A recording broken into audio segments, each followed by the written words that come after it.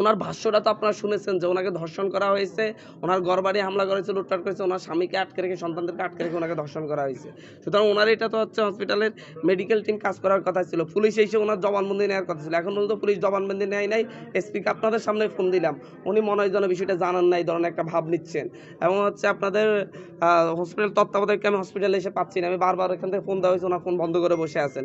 এইটা তো আরেক ধরনের ফ্যাসিবাদ কায়েম করতেছে। তারেক রহমান কি আরেক ধরনের ফ্যাসিবাদ কায়েম করবে বাংলাদেশে, নাকি নতুন গণতন্ত্র উপহার দিবে, এটা উনি ভালো জানেন।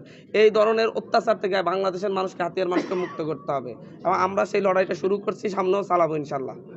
আমি মূলত এই দর্শন করে আমার বোনের পাশে দাঁড়াতে এসেছি, আমার মায়ের পাশে দাঁড়াতে আসছি এবং এই ব্যাপারটা আমি ন্যাশনালি জাতিকে জানাতে চাচ্ছি, হাতিয়াতে কি পরিমাণ তাণ্ডব মাহবুর রহমান শামীমের সন্ত্রাসী বাহিনী চালাচ্ছে।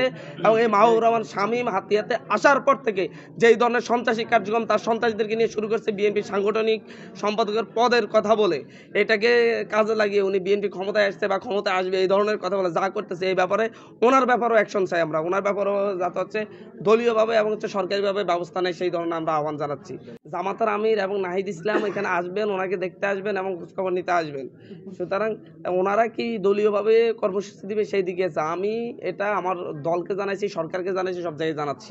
আমি আমার কাজগুলো করতেছি। আমরা চাচ্ছি পরিস্থিতি ঠান্ডা হোক, প্রশাসন ব্যবস্থা নিক, প্রশাসন অভিযান নিক। আমরা দ্রুত, আমি এসপিকে বলেছি সেই জায়গায় পুলিশের ওসি যার সামনে ঝামেলা হয়েছে, যার সামনে এই ধরনের ঘটনাগুলো করেছে, সেইখানে এদেরকে প্রত্যাহার করতে হবে। এদেরকে প্রত্যাহার না করলে তো পুরো হাতিয়াতে তাণ্ডব চলতেছে, তাহলে তো প্রশাসন ব্যর্থ। এই প্রশাসনকে প্রত্যাহার করে নতুন প্রশাসনের সেট দিতে হবে। হাতিয়া দ্বীপের মানুষ বাংলাদেশ থেকে বিচ্ছিন্ন একটা দ্বীপ। এই জায়গাতে আমরা নির্বাচন করেছি, নির্বাচনের 2 দিন আগ থেকে 10ই ফেব্রুয়ারি থেকে হাতিয়াতে তাণ্ডব শুরু করেছে। এই তাণ্ডবটা নব্য বিএনপি যারা আওয়ামী লীগ থেকে সরাসরি বিএনপিতে যোগ দিয়ে তারা এই তাণ্ডবটা চালাইছে মাহবুর রহমান শামীমের সরাসরি নির্দেশনায়। মাহবুর রহমান শামীম হাতিয়ার নাগরিক না, উনি হাতিয়াতে এসে হাতিয়ার মানুষের উপর চরম অত্যাচারে নেমে গেছেন। উনি ভাবছেন কেন্দ্র দখল করে উনি এমপি হয়ে যাবেন, উনি ভাবছেন যে সন্ত্রাস পালন করে সন্ত্রাসীদেরকে ব্যবহার করে উনি এমপি হয়ে যাবেন।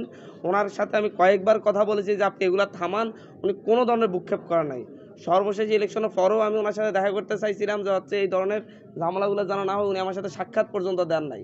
উনি 500 পরিবারের উপর 500 বাড়িঘরা হামলা করছে। আপনারা হাতিয়াতে গিয়ে দেখে আসেন, প্রত্যেকটা গ্রামে গ্রামে শুধুমাত্র এনসিপি করছে, শুধুমাত্র শাপলাগুলি ভোট করছে, এজেন্ট ছিল, এমন কোনো এজেন্ট নাই যাকে মারা নাই তারা। এমন কোনো আমাদের এলাকার নেতাকর্মী নাই যার গায়ে তারা হাত তুলে না। প্রত্যেকটা ইউনিয়নে, প্রত্যেকটা ওয়ার্ডে আমাদের 2-4 জন করে লোকজন উপর হামলা করছে। শত শত আহত। এই হসপিটালে 50 জনের উপর ভর্তি আছে। আমাদের হাতিয়া হসপিটালে 100 জনের মতো আছে এবং হচ্ছে ঢাকায় পাঠানো হয়েছে প্রায় 20 জনের মতো। প্রতিনিয়ত তারা এই ধরনের হামলা করে যাচ্ছে। এটা একটা তাণ্ডব, মহাতাণ্ডব চালাচ্ছে।